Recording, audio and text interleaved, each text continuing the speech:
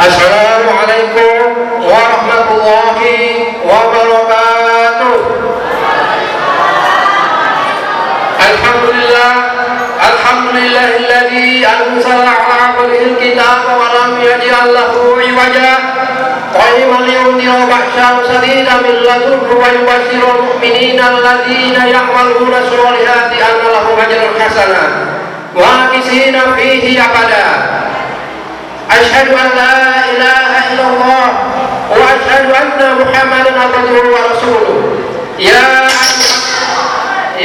ayuhan nas taqu rabbakumul ladzi khalaqakum min nafsin wahidah wa khalaqa minha zawjaha wa batha minhuma rijalan katsiran wa nisaa'a wattaqullaha alladzi tasaaluna bil arham innallaha kana 'alaikum raqiba.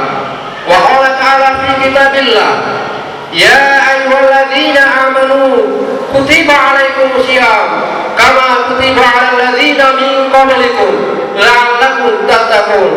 Shadaqallahul 'azim. Alhamdulillah, tiada kata yang pantas kita ucapkan selain puji syukur kita kepada Allah Subhanahu wa taala. Karena pada malam hari ini Allah masih memberikan nikmat kesehatan dan kesempatan kepada kita semua. Kadang-kala kita manusia diberi nikmat kesehatan tapi tidak diberi nikmat kesempatan. Begitu juga sebaliknya, kadang-kala kita diberi kesempatan tapi kita tidak diberi kesempatan. Tapi alhamdulillah pada malam hari ini Allah memberi kita kedua nikmat tersebut sehingga kita bisa hadir di tempat ini yang mana pahalanya lebih pol daripada dunia seisinya. Dan ini merupakan suatu hidayah atau pertolongan Allah Subhanahu wa taala. Dan yang lebih pol lagi, yang lebih penting lagi, Allah memberi suatu nikmat kepada kita, yaitu nikmat menetapi Islam, nikmat menetapi iman, nikmat menetapi tauhid. Yang apabila tiga nikmat ini diberikan oleh Allah hanya orang-orang yang dipilih, hanya orang-orang yang disayangi oleh Allah Subhanahu wa taala, hanya orang-orang yang diberi hidayah oleh Allah Subhanahu wa taala.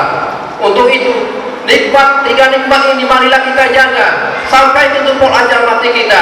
Jangan sampai kita terpengaruh sehingga kita keluar dari Islam, sehingga keimanan kita keluar dari keimanan, atau sehingga kita keluar dari tauhid kita kepada Allah Subhanahu wa taala. Jadi sekali lagi, tiga nikmat ini supaya kita betul-betul tetapi, karena ini merupakan salah satu bagian daripada akidah kita sebagai umat Islam. Untuk itu, marilah kita syukuri dengan ucapan alhamdulillahirabbil alamin. Kemudian tak lupa pula tidak lupa pula kita curahkan kepada junjungan kita Nabi Muhammad SAW yang telah menunjukkan kita ke jalan yang terang benderang dari alam kegelapan. Sebagai wujud syukur kita, marilah kita tingkatkan amal ibadah kita kepada Allah Subhanahu wa taala, termasuk hubungan kita kepada sesama manusia dan hubungan kita kepada alam sekitarnya. Karena sebagaimana di dalam surat Al-Baqarah Allah berfirman yang artinya sesungguhnya kita ini manusia adalah khalifah di muka bumi. Artinya kita ini adalah manusia dalam ciptaan Allah yang paling sempurna. Sebagaimana di dalam Al-Quran Allah berfirman, laqad khalaqnal insana fi ahsani taqwim. Sesungguhnya manusia itu diciptakan dalam keadaan yang paling sempurna. Untuk itu, sebagai wujud syukur kita kepada Allah Subhanahu wa taala, marilah kita tingkatkan ibadah kita kepada Allah Subhanahu wa taala, terlebih di bulan Ramadan ini. Apabila kita berbuat satu kebaikan, Allah akan melipat gandakan. Sebaliknya, kalau di bulan Ramadan ini kita berbuat kejelekan atau perbuatan dosa, maka Allah akan melipat gandakan dosanya, hisabannya. Alhamdulillahirabbil alamin. Adapun judul kultur saya pada malam hari ini yaitu masalah pentingnya menetapi sholat dan hal apa saja yang mengurangi keimanan kita. Saudara muslimin dan muslimat yang saya muliakan, sebagaimana kita sama-sama ketahui bahwa sholat merupakan amalan yang pertama kali dihisab oleh Allah Subhanahu wa taala. Apabila sholat kita baik, maka baiklah amalan kita. Artinya apa? Apabila kita sholat, maka amalan kita itu bisa kita nikmati di akhir nanti. Tapi kalau kita tidak sholat, maka amalan kita itu tidak bisa kita nikmati. Ibaratnya kalau kita tidak sholat, amalan kita itu ibadah disimpan di dalam gudang. Nanti kita bisa manfaatkan kalau kita punya kunci gudang, yaitu sholat. Sehingga dengan kunci itu bisa kita manfaatkan di kita punya amalan. Jadi untuk itu sekali lagi masalah sholat kita usahakan kita bersungguh masing-masing.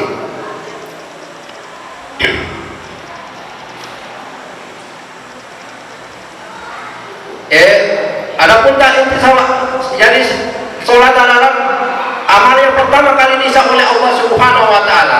Yang kedua, amalan pertama kali disah oleh Allah adalah sholat.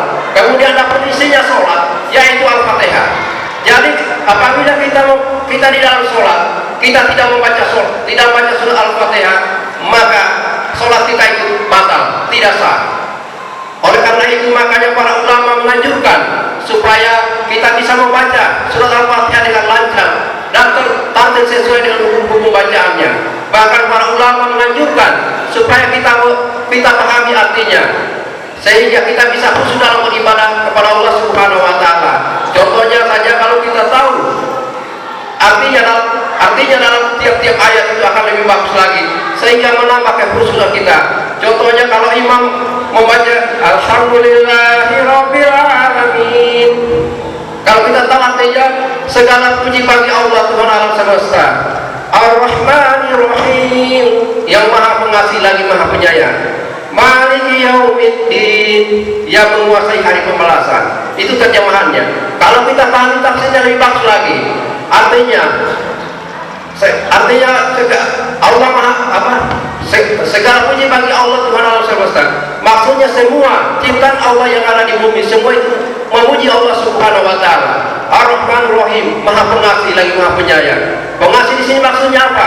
Allah Subhanahu wa Ta'ala memberi rezeki siapa saja, apa itu orang iman atau orang kafir, Allah beri rezeki. Makanya jangan heran, umpamanya kalau ada orang iman sudah terti ibadah tapi rezekinya masih begitu saja, bukan berarti Allah tidak menolongnya. Begitu juga orang kafir, mungkin dia tidak beribadah kepada Allah, dia tidak berbuat maksiat, tapi dia bisa kaya, karena itulah Allah maha pengasih. Karena di sini Allah memberi rezeki kepada orang iman, hanya bukan yang dia inginkan, tapi yang dia butuhkan. Jadi doanya orang iman itu bukan dia kabulkan sesuai diinginkan, tapi apa yang dibutuhkan. Sebaliknya kalau orang kafir diberi apa yang dia doakan, apa yang dia inginkan itu langsung dikabulkan oleh Allah Subhanahu wa Ta'ala. Jadi kalau untuk orang iman itu dikira-kira. Sama halnya umpamanya kalau kita punya anak yang kita sayang, mungkin dia minta diberikan motor, sementara dia masih anak SD. Nah di situ kita tidak mungkin akan mengabulkannya karena akan membahayakan dirinya. Begitu juga Allah kepada hambanya, kepada orang iman. Ar-Rahman-Ar-Rahim, maha penyayang. Maha penyayang di sini maksudnya apa? Allah menyayangi kepada orang-orang beriman.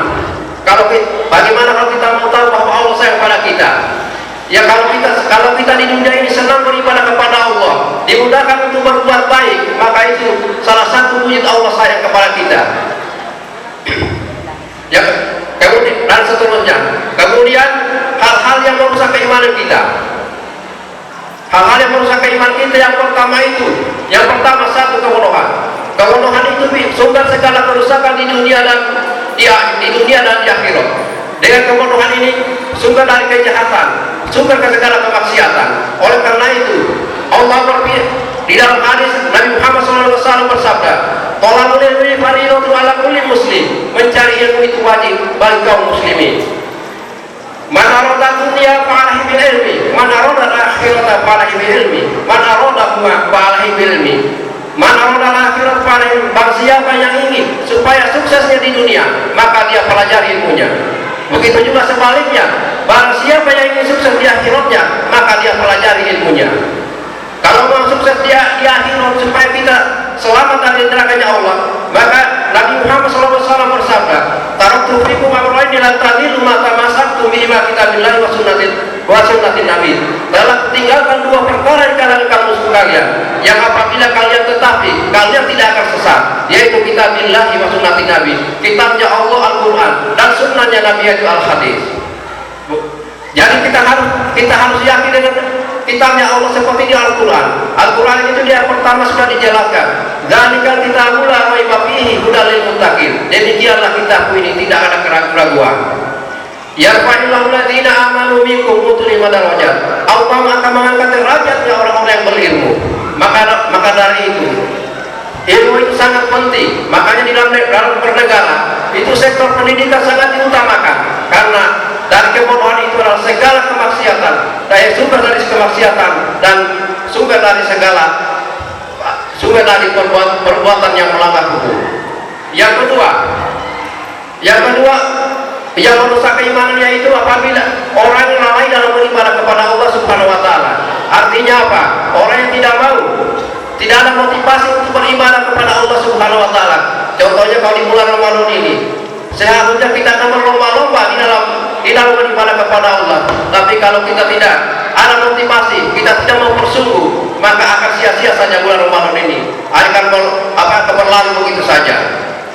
Yang ketiga, yang bisa merusak keimanannya itu perbuatan maksiat. Orang yang senang berbuat maksiat itu akan rusak keimanannya. Wa may yasillaha wa rasulahu wa yata'adda hududahu yudkhilun nar.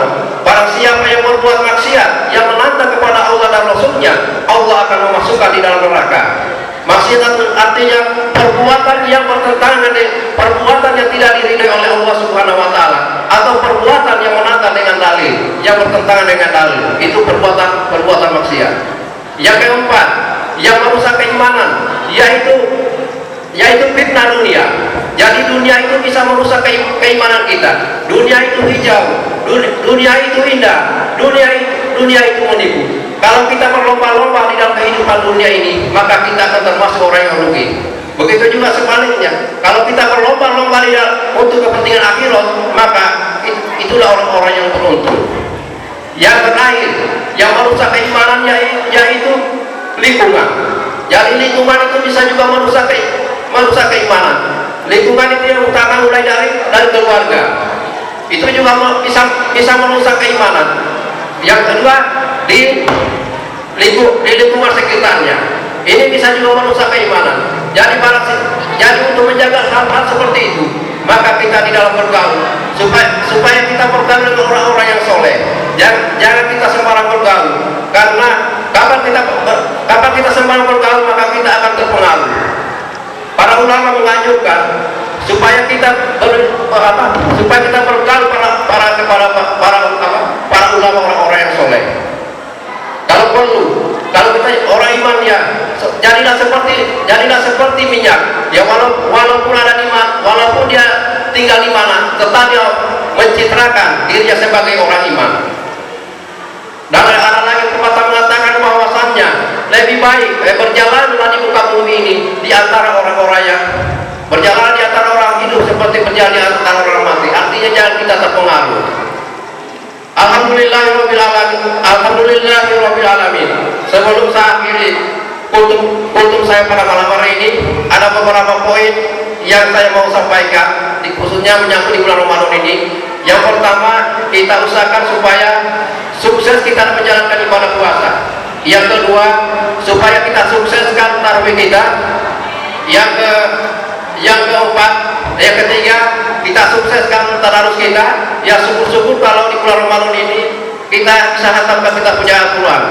Yang terakhir, kita jaga, kita sukseskan, yaitu zakat fitrah. Jadi ini 4 hal yang perlu kita dilakukan di dalam bulan Ramadan ini. Alhamdulillahirabbil alamin. Cukup sekian dari saya. Akhir qouli hadza. Assalamualaikum warahmatullahi wabarakatuh.